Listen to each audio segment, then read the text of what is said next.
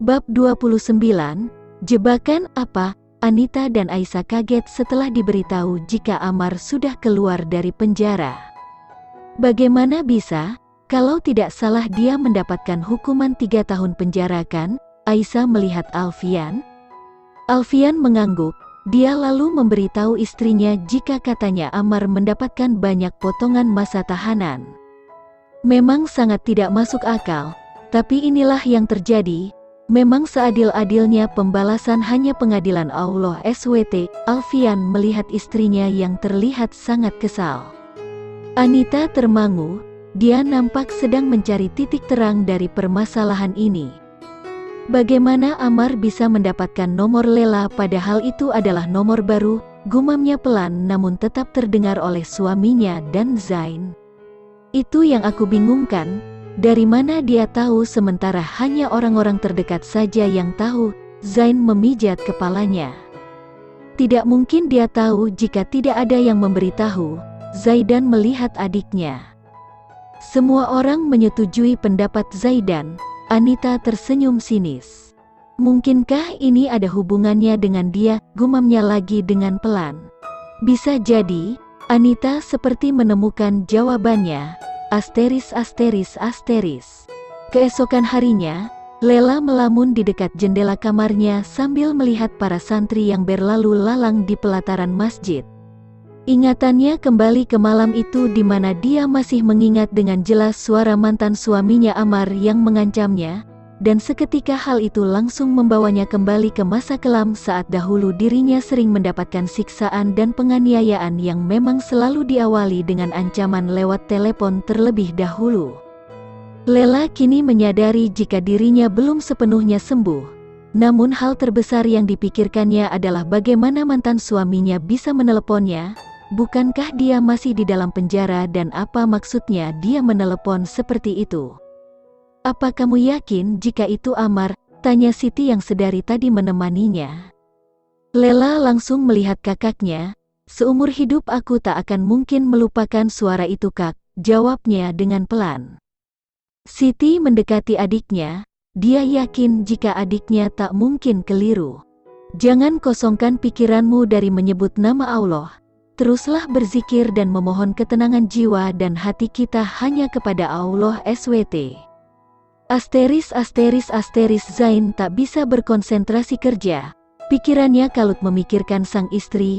Dia sangat ingin mengetahui bagaimana keadaannya sekarang. Namun Zain tak bisa menghubunginya karena ponsel Lela kini dia yang memegangnya untuk jaga-jaga jika nanti ada telepon dari mantan suaminya lagi. Zain tak menghiraukan suasana kantor yang sedang genting akibat dari PHK sepihak yang dilakukan pihak perusahaan. Dia memilih untuk tetap fokus pada pekerjaan dan pikirannya daripada melihat keluar kantor di mana sedang ada demo menolak pemberhentian sepihak. Baginya keadaan istrinya lebih penting saat ini. Dia lalu mencoba menghubungi seseorang di Ponpes untuk mencari tahu kondisi Lela terkini. Akhirnya dia memilih untuk menghubungi Andre, kakak iparnya. Kata istriku, keadaan Lela sudah stabil, dia baik-baik saja sekarang. Benarkah? Zain tersenyum senang, wajahnya semakin sumringah ketika Andre memberitahunya jika Lela ingin agar dia menjemputnya besok. Meisha yang melintas ke depan meja kerja Zain heran melihat Zain yang menelepon sambil tersenyum-senyum sendiri. Dia berpura-pura tidak memperhatikan padahal sebenarnya dirinya sedang mencoba menguping pembicaraan Zain yang tampaknya sedang sangat bahagia. Meisha pergi dengan kesal. Dia merasa penasaran apakah rencananya sebenarnya berhasil atau tidak. Beberapa saat kemudian, jam makan siang, Meisha menunggu dia di sebuah kafe. Dia celingukan menunggu kedatangan tantenya. Hingga akhirnya yang ditunggu-tunggu datang. Meisha tersenyum sambil berdiri menunggu kedatangan sang tante. Tumben kamu mengajak tante makan siang bersama, dia melihat keponakannya. Meisha hanya tersenyum. Oh iya tante, bagaimana kabar istrinya temanku? Tanya Meisha tiba-tiba. Maksudmu Lela? Meisha mengangguk. Alhamdulillah dia sudah sepenuhnya sembuh dari traumanya. Dia baik-baik saja sekarang. Dia sudah bahagia dengan suaminya. Benarkah? Tanya Meisha kaget. Iya, jawab dia sambil menatap lekat wajah Meisha yang kebingungan. Kenapa? Tanya dia. Apa tante yakin? Tanya Meisha bertanya balik. Tentu saja, bahkan sekarang kami berjanji untuk bertemu dan makan siang bersama. Tidak apa-apa kan kalau dia ikut gabung bersama kita di sini. Meisha kaget, itu dia datang. Dia berdiri menunjuk dua orang wanita bercadar yang datang menghampiri mereka berdua. Meisha kaget, dia melihat kedua wanita yang sedang berjalan menghampiri mejanya. Meisha terlihat panik, dia terus menundukkan kepalanya dengan gelisah, tak berani untuk melihat kedua wanita bercadar yang kini sudah ada di depannya.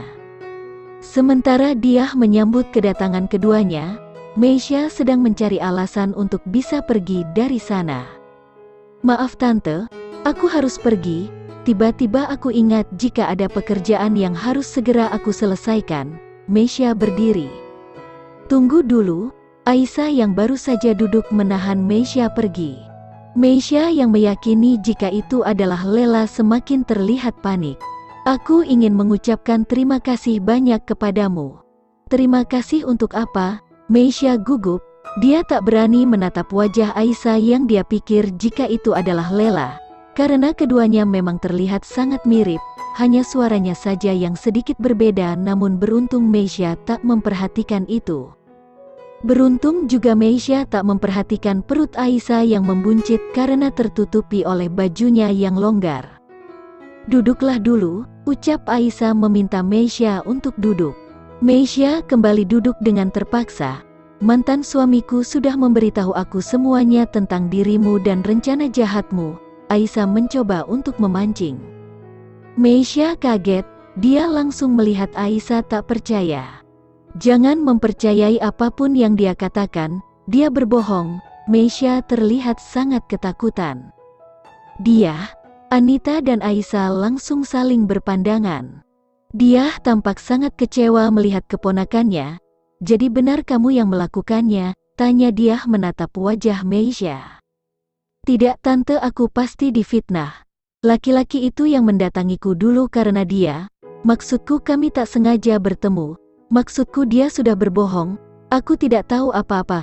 Meisha gelagapan, dia bingung untuk mencari alasan yang tepat. Melihat itu dia semakin merasa kecewa. Dia tak menyangka jika keponakannya ternyata mempunyai hati yang busuk. Tante pikir kamu sering menanyakan keadaan Lela karena rasa simpatimu. Tapi rupanya kamu hanya sedang mencari cara untuk menjatuhkan mentalnya lagi. Tante sungguh tak percaya kamu bisa melakukan hal ini. Meisha terus berupaya membela diri. Cukup, sebenarnya yang terjadi memang sesuai keinginanmu. Anita kini bersuara. Ini bukan Lela, tapi saudarinya. Anita menunjuk Aisyah. Meisha kaget, kamu tahu di mana Lela sekarang?